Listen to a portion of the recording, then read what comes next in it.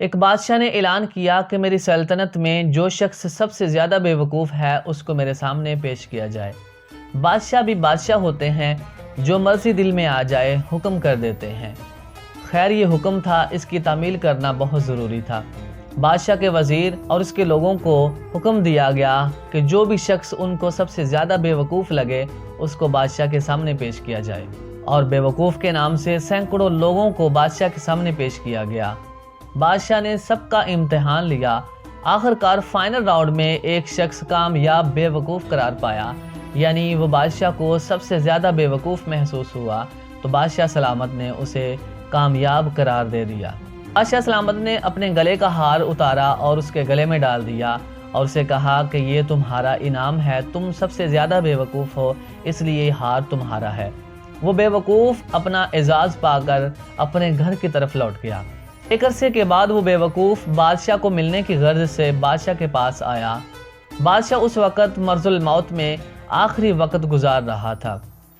بادشاہ کو بتایا گیا کہ بادشاہ سلامت وہ بے وقوف آپ سے ملنا چاہتا ہے جس کو آپ نے سب سے زیادہ بے وقوف مانا تھا، جس کو آپ نے اپنے گلے کا ہار اتار کر بطور تحفہ دیا تھا کہ تم سب سے زیادہ بے وقوف ہو، یہ ہار تمہارا ہے۔ وہ بے وقوف آپ سے ملنا چاہتا ہے۔ بادشاہ نے اجازت دے دی۔ وہ بے وقوف حاضر ہوا اور حیرت سے پوچھتا ہے کہ بادشاہ سلامت آپ لیٹے کیوں ہیں؟ بادشاہ مسکرایا اور بولا کہ میں نہیں اٹھ سکتا کیونکہ میں اب ایک ایسے سفر کی طرف جا رہا ہوں جہاں سے واپس نہیں آؤں گا، اور اس کے لیے لیٹنا بھی ضروری ہے۔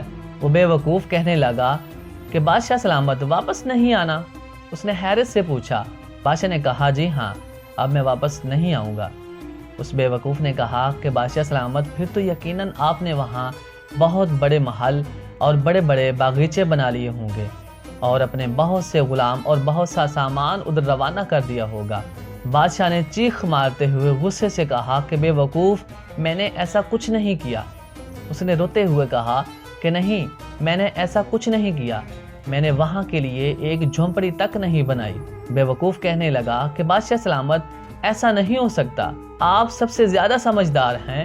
جب آپ کو پتا ہے کہ آپ نے وہاں ہمیشہ رہنا ہے تو پھر آپ نے کوئی نہ کوئی انتظام کیا ہوگا، آپ مجھ بے وقوف کو نہیں بتا رہے۔ بادشاہ کے لہجے میں بلا کا درد پیدا ہوا اور کہنے لگا کہ افسوس صد افسوس، میں نے کوئی انتظام نہیں کیا، کاش میں نے کوئی انتظام کیا ہوتا۔ وہ بے وقوف اٹھا اور اپنے گلے کا ہار اتار کر بادشاہ کے گلے میں ڈالتے ہوئے بولا کہ جناب والا، جان کی امان پاؤں تو اس ہار کے حقدار سب سے زیادہ تم ہو۔ جب تمہیں پتا تھا کہ تم نے وہاں ہمیشہ کے لیے رہنا ہے، وہاں سے واپس نہیں آنا، تو تم نے وہاں کے لیے کوئی انتظام کیوں نہیں کیا؟ اور اس دنیا کے لیے جس میں تمہیں پتا ہے کہ اگلی سانس آنی ہے کہ نہیں آنی، اس کے لیے تم نے بہت سا سامان اکٹھا کر لیا۔ سب سے زیادہ بے وقوف تم ہو۔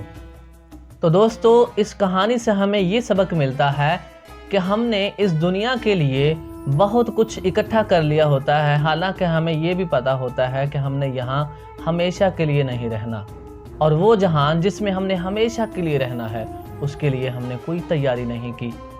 آگاہ اپنی موت سے کوئی بشر نہیں، سامان 100 برس کا ہے، پل بھر کی خبر نہیں۔